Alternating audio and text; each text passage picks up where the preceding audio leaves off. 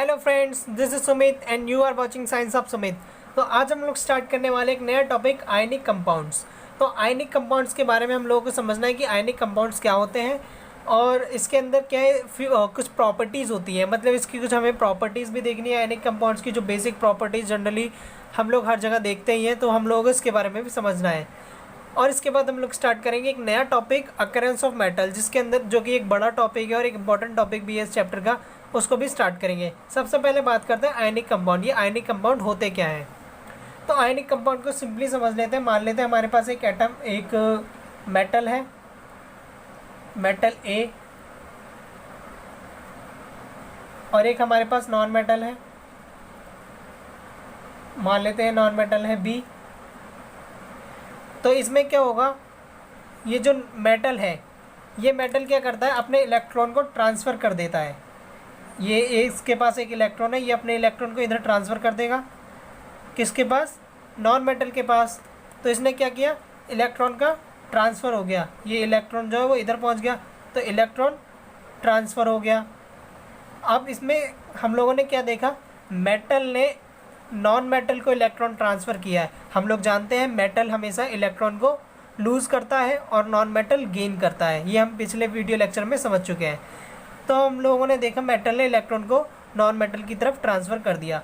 तो इलेक्ट्रॉन को ट्रांसफ़र करने की वजह से एक फोर्स जनरेट होती है, दोनों के बीच में एक फोर्स आती है। यहाँ पर मुझे एक वर्ड यूज़ करना चाहिए, बॉन्ड। तो दोनों के बीच में एक बॉन्ड बनता है। अब ये बॉन्ड क्या होता है, ये आपको चैप्टर 4 के अंदर पता चलेगा, इसलिए हम बस इतना समझ लेते हैं। इलेक्ट्रॉन ट्रांसफ़र किया और इलेक्ट्रॉन ट्रांसफ़र करने की वजह से एक फोर्स ऑफ अट्रैक्शन दोनों के बीच में आता है। उस फोर्स ऑफ अट्रैक्शन की वजह से मेटल और नॉन मेटल आपस में कंबाइन करके कंपाउंड बना देते हैं, जो कंपाउंड होता है आयनिक कंपाउंड। आयनिक वर्ड से मतलब होना चाहिए, आयनिक का मतलब होता है चार्ज, मतलब जिसके अंदर कुछ चार्ज हो। आयंस, चार्ज आयंस के ही तो ट्रांसफ़र हो रहा है। नेगेटिव आयंस का मतलब इलेक्ट्रॉन्स का ट्रांसफ़र हो रहा है, इलेक्ट्रॉन्स के ऊपर नेगेटिव चार्ज हो रहा है होता है, तो नेगेटिव चार्ज के यानी इलेक्ट्रॉन्स का ट्रांसफ़र हो रहा है। तो इसलिए एक बॉन्ड जो बना, जो दोनों के बीच में फोर्स जनरेट हुई, वो नेगेटिव फोर्स इस इलेक्ट्रॉन के ट्रांसफ़र की वजह से ही बनी। तो ऐसे कंपाउंड जो इलेक्ट्रॉन के ट्रांसफ़र होने से बनते हैं नॉन मेटल्स और मेटल के बीच में, वो कंपाउंड आयनिक कंपाउंड कहलाते हैं। तो इसके बारे में लिख देते हैं हम लोग, the compounds formed by the transfer, the bond formed by the transfer of electron from metal to a non-metal, from a metal to non-metal, are called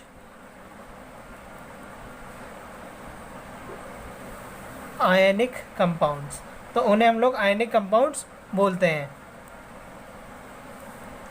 तो इन्हें कहते हैं हम लोग आयनिक कंपाउंड।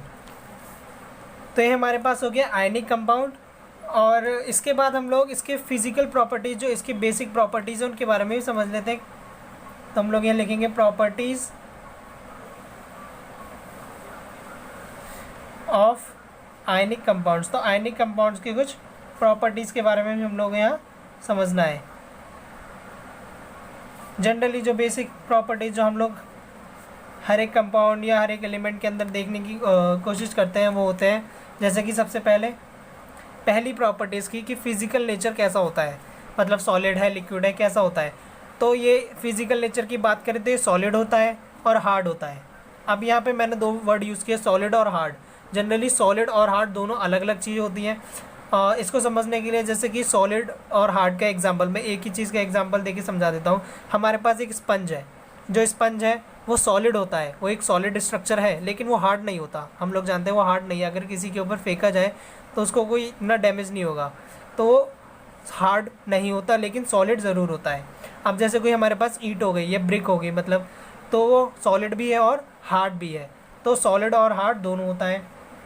तो इसके फिज़िकल नेचर में हम लोग लिख सकते हैं, फिज़िकल नेचर, ये सॉलिड भी होगा एंड हार्ड भी होगा, सॉलिड एंड हार्ड। सेकंड चीज़, ये ब्रिटाइल भी होता है, मतलब ब्रिटल भी होता है, मतलब अगर इसे ब्रेक करने की, तोड़ने की कोशिश करें तो ईजिली ब्रेक हो जाएगा। हार्ड है लेकिन ईजिली ब्रोकेबल भी है। तो ये लिख सकते हैं ये जनरली ब्रिटल होता है, जनरली ब्रिटल होता है।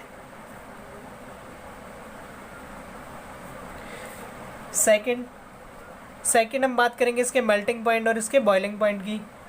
तो इसका मेल्टिंग और बॉइलिंग पॉइंट,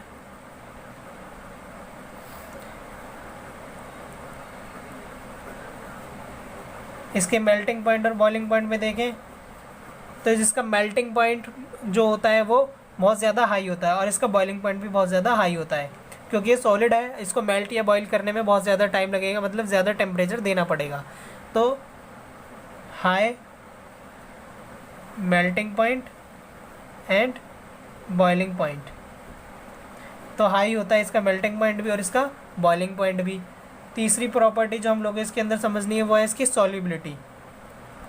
सॉल्युबिलिटी मतलब ये किसके अंदर सॉल्युबल है और किसके अंदर सॉल्युबल नहीं है, इसके बारे में समझ लेते हैं। तो सॉल्युबिलिटी में बात करें तो ये वाटर के अंदर सॉल्युबल होते हैं, ये वाटर सॉल्युबल होते हैं, लिख देते हैं इधर वाटर सॉल्युबल होते हैं, वाटर सॉल्युबल है। लेकिन ये कुछ ऐसे सॉल्वेंट्स भी होते हैं जैसे कि कैरोसिन हो गया, पेट्रोल हो गया, इन सब के अंदर ये सॉल्युबल नहीं होते, तो इनसॉल्युबल लिख सकते हैं। तो कैरोसिन, पेट्रोल, इन सब में क्या है, ये इनसॉल्युबल है, इनसॉल्युबल, इसमें ये इनसॉल्युबल होता है। फोर्थ प्रॉपर्टी जो इसके अंदर बेसिक प्रॉपर्टी होगी कंडक्शन ऑफ इलेक्ट्रिसिटी की, इलेक्ट्रिसिटी का कंडक्शन करता है या नहीं, कंडक्शन ऑफ इलेक्ट्रिसिटी।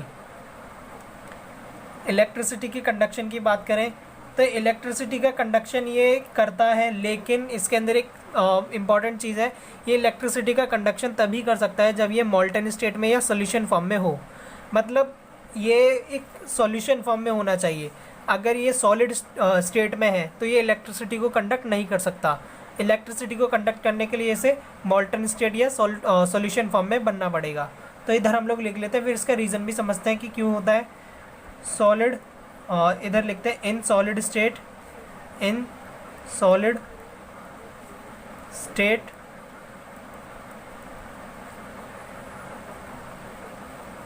इन मॉल्टन और सॉल्यूशन फॉर्म।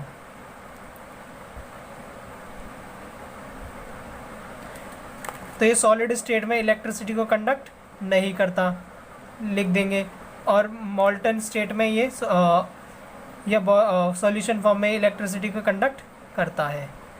तो इसका जनरली रीज़न यही है, जब ये सॉलिड स्टेट में होता है, कौन, आयनिक कंपाउंड सॉलिड स्टेट में होंगे, तो सॉलिड स्टेट में होने की वजह से क्या होता है, इसके जो आयंस हैं वो फ्रीली मूव नहीं करते। जनरली इलेक्ट्रिसिटी को प्रोड्यूस करने के लिए, इलेक्ट्रिसिटी का कंडक्शन करने के लिए क्या चाहिए होता है, आयंस फ्रीली मूव करने चाहिए।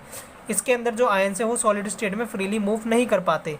अगर फ्रीली मूव नहीं करेंगे तो इलेक्ट्रिसिटी कंडक्ट नहीं कर सकते, और सॉल्यूशन फॉर्म में या मॉल्टन स्टेट में लाने से क्या होता है, जो आयंस होते हैं वो फ्री हो जाते हैं और मूव करना स्टार्ट कर देते हैं, और मूव करने से क्या होता है, फिर वो इलेक्ट्रिसिटी को कंडक्ट कर लेते हैं। तो इसका रीज़न भी हम लोग यहाँ लिख देते हैं, इसके अंदर ions are free to move, are free to move, तो मूव करने के लिए जो आयंस होते हैं वो फ्री हो जाते हैं, इसलिए आयंस आर, ये इंपॉर्टेंट क्वेश्चन में पूछा जाता है 1 मार्क के अंदर, ये वाइवा के अंदर एक ही मार्क के लिए एक बहुत बढ़िया क्वेश्चन है कि आयंस फ्री हो जाते हैं, इस वजह से वो मूव कर लेते हैं और इलेक्ट्रिसिटी कंडक्ट कर लेते हैं। तो ये बहुत इंपॉर्टेंट क्वेश्चन है, एक इम्पॉर्टेंट है। उसके बाद हम लोगों को एक नया टॉपिक स्टार्ट करना है आज, जो कि बेसिक समझना है इसका, फिर इसके बारे में डीपली हम लोग फर्दर वीडियो लेक्चर्स में समझेंगे। इसके बेसिक में आज हम लोगों को समझना है कि मेटल्स की अकरेंस ऑफ मेटल। तो हमारे पास टॉपिक है अकरेंस ऑफ मेटल। तो मेटल्स के अकरेंस के बारे में समझना है। सबसे पहले इसके बारे में कि हम लोग इसके अंदर पढ़ना क्या है। तो इसके अंदर हम लोगों को पढ़ना है कि जो मेटल्स हैं वो कैसे बने, मतलब फाउंड कैसे हुए, मतलब हम लोग को इसके अंदर पता करना है कि मेटल्स हमारे पास आए कैसे, अगर आए तो इस इतनी सारी स्टेट्स हमारे पास कैसे आ गई, इतने सारे एलिमेंट कैसे आ गए हमारे पास। कोई हमारे पास गोल्ड है, सिल्वर है, सोडियम है, पोटेशियम है, तो इतने सारे इतने सारे एलिमेंट्स कैसे हैं और ये कैसे बने और ये कहाँ से निकाले गए हैं, तो इनके बारे में पढ़ना है। तो इसको स्टार्ट करते हैं। हमारे पास सबसे पहले दो मेन चीज़ें जो हमारे पास आती हैं, सबसे पहली बात आती है कि ये मिनरल्स क्या होते हैं। पहला यही है कि ये मिनरल क्या होते हैं। ये हम लोगों को बस बेसिक डेफिनेशंस इधर देखनी होंगी कि मिनरल क्या होता है, और फिर इसके बाद हमारे पास आएगा और क्या होता है। तो मिनरल के बारे में समझते हैं। जो मिनरल्स होते हैं वो ऐसे एलिमेंट या ऐसे कंपाउंड होते हैं जो कि नेचर के अंदर पाए जाते हैं, मतलब नेचुरली प्रेजेंट होते हैं, लेकिन ये अर्थ की क्रस्ट के अंदर प्रेजेंट होते हैं। अभी अर्थ क्रस्ट क्या है, अर्थ को देखो बहुत सारी लेयर में डिवाइड किया गया है। जो अर्थ की सबसे बाहर वाली यानी आउटर मोस्ट लेयर जो होती है वही अर्थ क्रस्ट कहलाती है। तो अर्थ क्रस्ट में प्रेजेंट होते हैं ये मिनरल्स। तो ऐसे एलिमेंट्स या ऐसे कंपाउंड्स जो कि नेचुरली अर्थ क्रस्ट में प्रेजेंट होते हैं, वहाँ मिलते हैं, उन्हें कहते हैं मिनरल्स। तो इसके बारे में लिख लेते हैं। एलिमेंट्स और कंपाउंड्स, एलिमेंट्स और compounds which occur naturally in the earth, in the earth's crust are called mineral. तो उन्हें हम लोग कहते हैं मिनरल्स। तो वो मिनरल्स होते हैं। सेकंड पॉइंट जो हमारे पास है, एक डेफिनेशन और हम लोगों को पता होनी चाहिए, वो है हमारे पास ओर। ये ओर्स क्या होते हैं। मिनरल्स तो हम लोग बहुत पहले से ही सुनते हुए आ रहे हैं कि ये मिनरल्स हैं, ये मिनरल्स हैं। एलिमेंट्स और कंपाउंड जो कि अर्थ की क्रस्ट में नेचुरली प्रेजेंट होते हैं उन्हें हम मिनरल्स कहते हैं। तो ये मिनरल हो गए। लेकिन ये और क्या होते हैं, तो ये ओर्स क्या होते हैं, ये मिनरल्स ही होते हैं जिनके पास ऐसे मिनरल्स, ये एक बढ़िया टर्म है, याद रखना। पहले हम लोग को मिनरल की डेफिनेशन पता होनी चाहिए, मिनरल क्या, फिर हम लोग को तभी समझ में आएगी कि और क्या होता है। तो ऐसे मिनरल्स जो जिनके पास बहुत ज़्यादा अमाउंट में, मतलब हाई परसेंटेज में एक मेटल होता है, एक पर्टिकुलर एक स्पेसिफिक एक मेटल होता है बहुत ज़्यादा परसेंटेज में, मतलब ऐसे मिनरल्स जिनके अंदर मेटल प्रेजेंट हो, एक ऐसा मेटल जो बहुत ज़्यादा अमाउंट में प्रेजेंट होता है, उसको हम लोग क्या कहते हैं, एक्सट्रैक्ट आउट कर लेते हैं उसमें से, उस मिनरल में से उस मेटल को एक्सट्रैक्ट आउट कर लेते हैं प्रॉफिटेबली मतलब हमारा उसमें कोई लॉस ना हो, ऐसे एक्सट्रैक्ट आउट करना है हम लोगों को। तो उसको प्रॉफिटेबली एक्सट्रैक्ट आउट कर लेना ही और कहलाता है। वो जो मेटल बनेगा, वो जो मिनरल होगा वो और होगा। तो अब आपको समझ में आ गया होगा कि ऐसे मिनरल्स जिनके अंदर एक मेटल प्रेजेंट होगा, एक पर्टिकुलर मेटल प्रेजेंट होगा, उस मेटल को हम लोग प्रॉफिटेबली एक्सट्रैक्ट आउट कर लेंगे। एक्सट्रैक्ट आउट मतलब उसको उसमें से निकाल लेंगे बाहर। और इस एक्सट्रैक्शन के देखो बहुत सारे प्रोसेस भी होते हैं, जिससे एक प्योर मेटल बनता है, हम लोगों को मिलेगा आगे जाके। तो एक्सट्रैक्ट आउट कर लेना जिससे कि मेटल हम लोगों को मिल जाए, और वही मिनरल, ऐसा मिनरल जिससे हम लोग मेटल को एक्सट्रैक्ट आउट कर लेते हैं प्रॉफिटेबली, उस मिनरल को ही ओर कहा जाता है। तो इतना हम सिंपली बोल सकते हैं कि सारे मिनरल जो है वो और बन सकते हैं क्या? नहीं। देखो ऐसे भी मिनरल्स हो सकते हैं जिसमें से हम लोग मेटल्स को एक्सट्रैक्ट आउट नहीं कर पाए, तो सारे मिनरल्स और नहीं हो सकते, लेकिन सारे ओर्स मिनरल्स ज़रूर है। तो ये हम लोग को याद रखना है।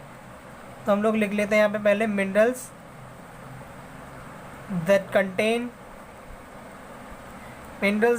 contains very high percentage of particular metal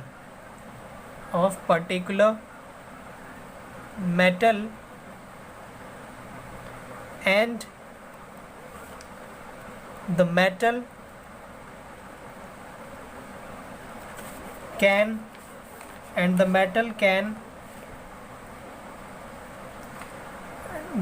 can be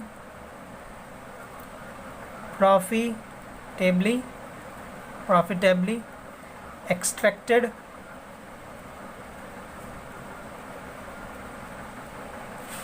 from it, extracted from it. Such minerals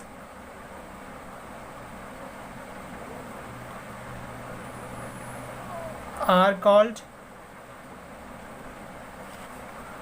ores. ऐसे मिनरल्स को ओर कहा जाता है। तब आपको समझ में आ गया होगा कि सारे ओर्स मिनरल हो सकते हैं, लेकिन सारे मिनरल्स ओर्स नहीं हो सकते। अब एक इम्पॉर्टेंट चीज़ और हम लोग यहाँ पे एक बात देख लेते हैं, जो कि हम लोग पिछले लेक्चर के बेस पर ही है। हम लोगों ने रिएक्टिविटी सीरीज़ देखी थी, potassium, sodium, calcium, magnesium, aluminium, ऐसे कुछ सीरीज़ देखी थी। उस सीरीज़ के बेस पे हम लोग इसकी थोड़ी सी जनरल बात कर लेते हैं, जिसके बाद हम लोगों को अगले लेक्चर में जो कि काम आएगी। तो ये जो मैं इसको 3 पार्ट में डिवाइड करूँगा। सबसे पहले potassium, sodium, calcium, magnesium, aluminium. देखो सोडियम, पोटेशियम ये ऊपर नीचे हो सकता है, क्योंकि देखो इसकी रिएक्टिविटी दोनों की बहुत ज़्यादा हाई होती है, ठीक है। तो potassium, sodium, calcium, magnesium, aluminium, तो ये जो होते हैं बहुत ज़्यादा रिएक्टिव होते हैं, हम लोग जानते हैं।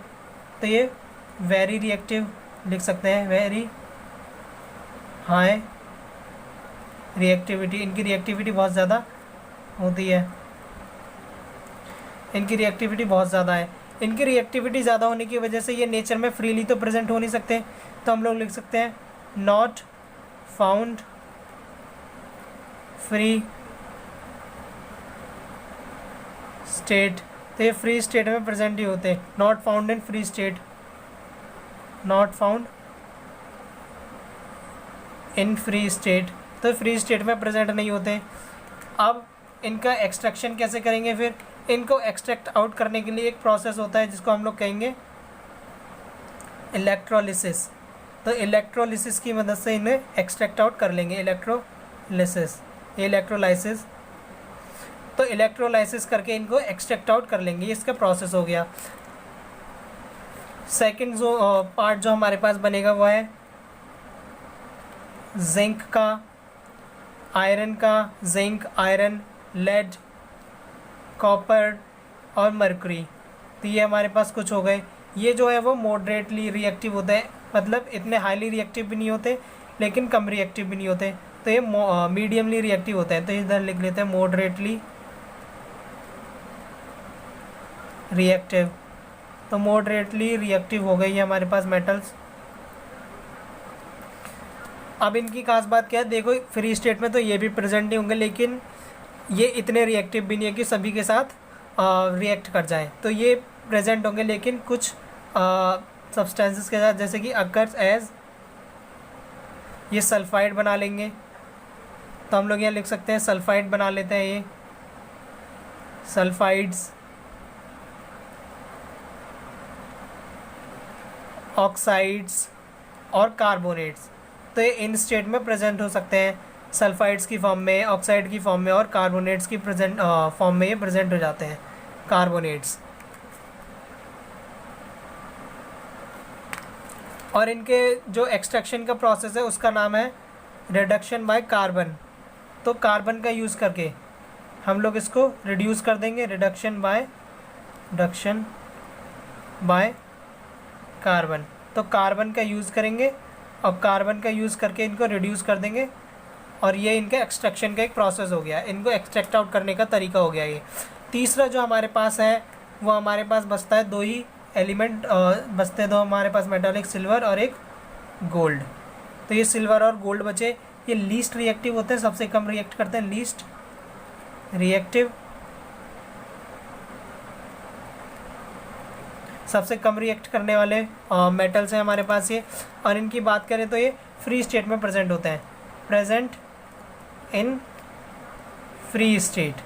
तो ये फ्री स्टेट में प्रेजेंट होते हैं।